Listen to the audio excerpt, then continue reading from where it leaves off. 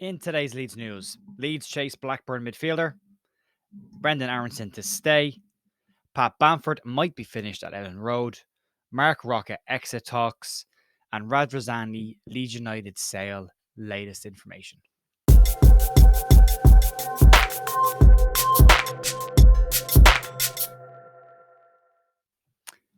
Morning, folks. Jer here on the 24th of May, Wednesday morning with your Leeds news.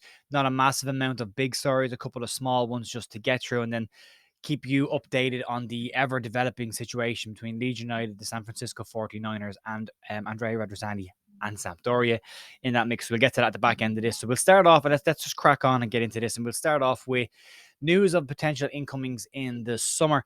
And according to Football League World, Leeds are interested in signing Blackburn Rovers defensive midfielder Adam Wharton. The 18-year-old defensive midfielder has played 18 league games this season for Blackburn, scoring 2 goals in the process. So for an 18-year-old to be in the first team of a team that was competing at the top end of the championship is a good sign. He's made 22 appearances in all competitions in what is his debut season for Blackburn. Leeds will have competition from Newcastle United, who are also looking at strengthening their underage setup. Leeds, however, will be looking at Wharton coming into the senior setup. So an interesting one to keep an eye on. Leeds will be short of midfielders come the summer, the way things look like they're going to pan out. So we'll have to wait and see what happens there.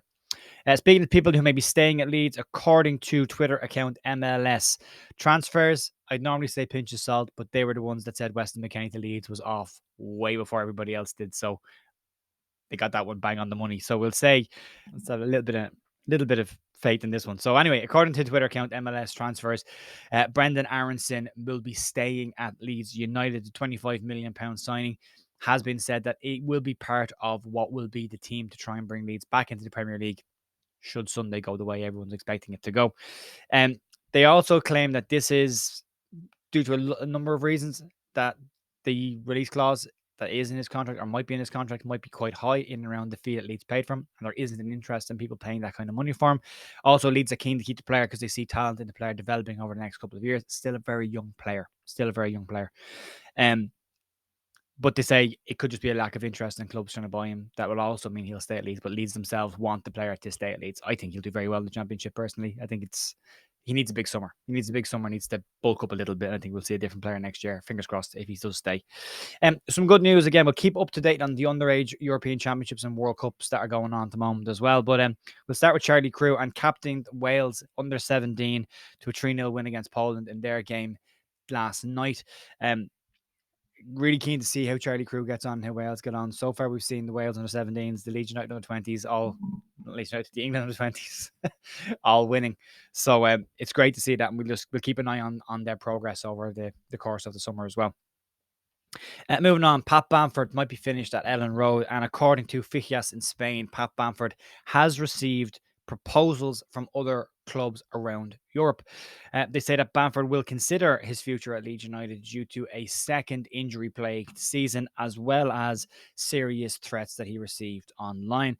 I think everyone can probably see Pat Bamford's time at Leeds coming to an end.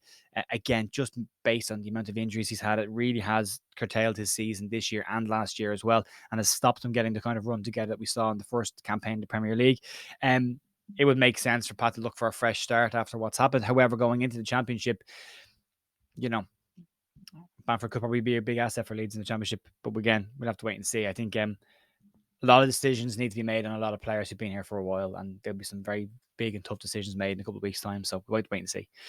Talking about other exits, and Mark Roca looks like he will leave Leeds in the summer. And according to Revelo, Leeds midfielder Mark Roca is a target of Real Betis. Now, there's a bit more to this than what was floating around last night. Roca is said to be a target of the new sporting director, Ramon Planez. Betis did try to sign Mark Roca last summer, but he decided to come to Leeds in what was a €12 million signing at the time. However, Estadio Deportivo have brought out some news this morning saying that they have contacted Roca's agent, who has admitted that Betis have been in contact with him. Negotiations are underway and the player himself is very interested in joining Manuel Pellegrini's team. It looks nearly definite that Mark Roca will exit Leeds, and Leeds should be able to recoup most of the €12 million they spent on him, given that not a great season, but a full season in the Premier League does carry some weight. So we'll see what happens there. Some other good news. Mateo Joseph has been voted as the Leeds United Under-21 Player of the Year. So congratulations to the skipper. 21 games, 16 goals, 3 hat-tricks and a promotion was what the Leeds United youth account put out last night on Twitter. Massive congrats to Mateo Joseph, who is now currently at the Under-20s, 19s World Cup with England currently, along with Erko JB. So he's had a good year. It'd be great to see him push into this squad next year. Let's get to the main story, which is the Radrizzani Leeds United ownership and Sampdoria trifecta that's currently in the mix. According to Corriere dello Sport in Italy, Radrizzani met with the Genoa mayor this week as well as part of his visit to Genoa to try and purchase Sampdoria. They say that Rads is bidding to save Sampdoria, but also trying to sell Leeds to the 49ers at the same time. A shareholders meeting was scheduled to take place on Friday to discuss this. That meeting, according to Correa, is likely to be cancelled, and a new meeting on Monday morning on the 29th of May has been penciled in for Radrizzani to meet with the shareholders in order to try and push through his bid. Radrizzani himself said yesterday that he was hoping that the new proposal, which is rumored to be in and around 69 million for Sampdoria, would get pushed through pretty quickly, and he was hoping to have an answer within the next couple of hours. That was yesterday. Nothing has come out yet.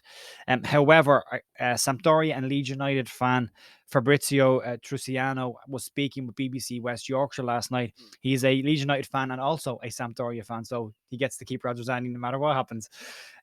He is from Leeds United Italia, and he believes that Leeds' sale to the 49ers is already done. Speaking with BBC Yorkshire, Truciano said that he believes the sale is done and they are now just waiting on the final decisions on the takeover, which won't happen until after this game on Sunday, when Leeds will know their divisional status for next season.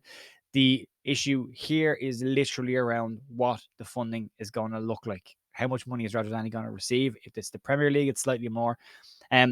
Athletic also talked last week about the fact that talks were ongoing now around a purchase for League One, and everybody who's been involved in this are now starting to say that the 49ers are keen to come into Leeds and take over right now, regardless of what division Leeds are in. And it's going to be a big, very, very interesting one to see. Needs to get done quickly. It's nice to see that apparently there are moves going on behind the scenes. I hope Truciano is right on this one. I hope that it has been agreed and done and dusted, and we'll hear after Sunday that this has gone through, or at least within the process of going through. But it's going to be a busy couple of weeks. Expect to hear lots of exits. Expect to hear lots of takeover stuff from me in the next 3 days this week, 2 days this week, and then into next week again. This is going to rumble on for a while. I'll try and keep you updated as I can on everything that's going on with the takeover and anything that I can hear. I have reached out to a few people as well to try and get some little poking at people, just trying to see if I can get some information from them. So not likely, but we'll give it a go anyway. Anyway, folks, that's going to be it for me for today. Thanks as always for watching and supporting the channel, and I will see you back tomorrow morning for more Leeds news. Have a great day. Talk to you soon. Bye.